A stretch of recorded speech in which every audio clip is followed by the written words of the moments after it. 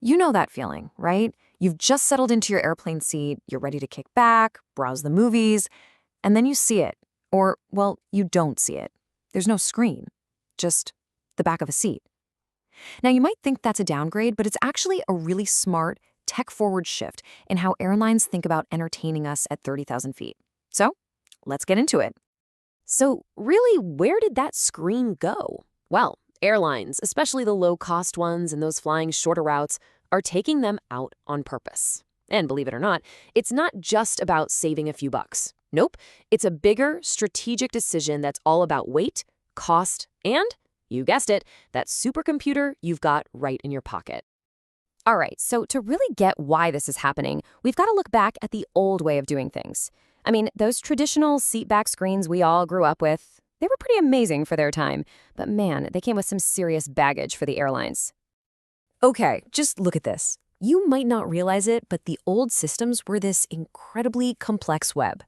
Every single one of those screens needed its own wiring. We're talking miles of cables snaking through the plane. And it all connects to servers in these little underseat boxes. You know the one I'm talking about? That box that's always eating up your legroom? Yeah, that's the brain for the screen. It's a massive, super heavy, and honestly kind of clunky hardware network. And all that hardware, man, it adds up. Get this. According to Lufthansa Systems, if you rip out one of those old systems on a Boeing 767 and swap it for a wireless one, you can slash the plane's weight by up to 80 tons. That's not a typo. 80. And it's simple physics, right? Less weight means less fuel you have to burn. That's a massive win for the airline's budget and, honestly, for the environment, too. And if the weight didn't convince you, just look at the money side of things. Let's say you're an airline with a fleet of 50 planes. To put traditional screens in all of them, you're looking at a bill of over $150 million. Now, for a wireless system, it's less than $5 million. That's a 99% difference in cost. I mean, when you see a number like that, the choice becomes a total no-brainer, right? Okay, so if the screens are gone, what are we left with? Well, the replacement is actually super elegant, it's simple, and like I mentioned, it's probably already in your hands. Let's dig into how this whole wireless streaming thing actually works. Yep, it's called Wi-Fi, or wireless in-flight entertainment. And the easiest way to think about it is like a flying Netflix box. Seriously, the plane has its own server on board, and it's loaded up with movies, TV shows, all the good stuff. Then, a few Wi-Fi routers create a little local network just for the cabin. So you connect your phone or tablet to that Wi-Fi, and you stream right from the server. And here's the really cool part, it doesn't need an internet connection to the ground at all. It's all self-contained inside the plane. And getting connected is so easy. You literally just turn on your device, connect to the plane's Wi-Fi network, and it'll usually pop up a little portal right in your web browser or in the airline's app. There's no crazy password or login, a couple of taps, and boom, the whole entertainment library is right there at your fingertips, ready to go. And this is where it gets really clever. Some companies, like AirFi and Bluebox, have come up with these portable servers. We're talking little battery-powered boxes that some people call lunchboxes. The cabin crew literally just carries one on board, sticks it in an overhead bin, and flips a switch. That's it. It means the airline doesn't have to do any permanent, expensive modifications to the plane, which makes it an absolutely perfect fit for smaller regional jets or the low-cost guys. And just so we're clear, this isn't just a couple of airlines trying something out. The switch to wireless is a full-on industry trend now, and it's backed by some pretty powerful data. This chart lays it out perfectly. You've got the old embedded systems on one side, heavy hardware, all that cabling, and screens owned by the airline. Then on the other side, you've got wireless, minimal hardware, super lightweight, and it all runs on your personal electronic device, or PED. It's that whole bring-your-own-device model. And maybe the biggest difference? Look at the updates. For the old stuff, you need to physically mess with the hardware. With wireless, it's just a quick software update. It's a total shift from clunky hardware to smart, flexible software. And it's not just us saying this. The experts totally agree. A guy named David Whelan from Valor Consultancy basically says that for those narrow-body planes, you know, the ones you usually take on shorter domestic flights, wireless is just a smarter way to go.